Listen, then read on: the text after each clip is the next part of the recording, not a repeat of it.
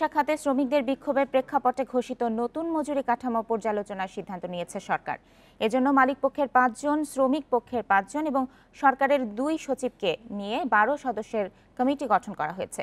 মঙ্গলবার বিকেলে রাজধানীর শ্রম ভবনে জরুরি বৈঠক শেষে এই সিদ্ধান্তের কথা জানান বাণিজ্যমন্ত্রী টিপু মুন্সি। সহিংসতাকারীদের বিরুদ্ধে ব্যবস্থা নেওয়ার হুঁশিয়ারি দেন তিনি। ঘোষিত বেতন কাঠামোতে বৈষম্য দূর করা সহ বিভিন্ন দাবিতে কয়েকদিন ধরে রাস্তায় নেমে আন্দোলন করেন পোশাক শ্রমিকরা। রোববার সকালেও রাজধানীর কালশীতে সড়ক অবরোধ করে বিক্ষোভ করেন তারা। দক্ষিণখানেও একই দাবিতে বিক্ষোভ করেন কয়েকটি পোশাক কারখানার শ্রমিক। তাদের অভিযোগ, নিম্নতম মজুরি ঠিক হওয়ার পরেও তা বাস্তবায়ন করা হচ্ছে না অনেক কারখানায়।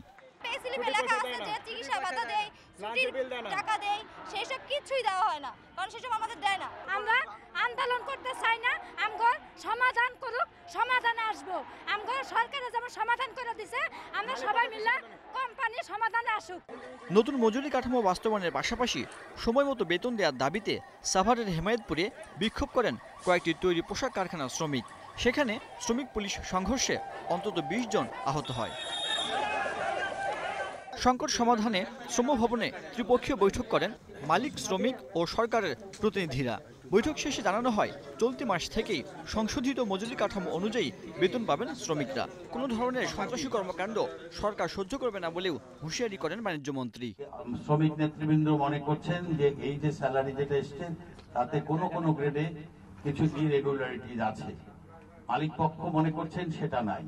শ্রম সেক্রেটারি, আমাদের কমার্স সেক্রেটারি এবং আমাদের আইন ডিপার্টমেন্টের লোকজন তারা বসে এটা সমাধান করবেন।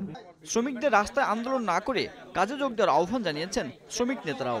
কোনো ধরনের গুজবে কান দেবেন না, কোনো ধরনের প্রতারণা বা কোনো ধরনের প্ররোচনার মধ্যে আপনারা অংশগ্রহণ করবেন না। শ্রমিক ভাইদেরকে যার যার কাজে যোগদান করার জন্য আমরা আজকের এই সভা থেকে শ্রমিক এবং সরকার এবং মালিক পক্ষ থেকে আহ্বান করছি। ১.৫ মাস আগে পোশাক শ্রমিকদের ন্যূনতম মজুরি ৮,০০০ টাকা নির্ধারণ করে নতুন মজুরি কাঠামো ঘোষণা করে সরকার। তবে নতুন মজুরি কাঠামো নিয়ে শুরু থেকেই অসন্তোষ জানিয়ে আসছে শ্রমিকদের একাংশ। Sajjad Hossain, independent news, Dhaka.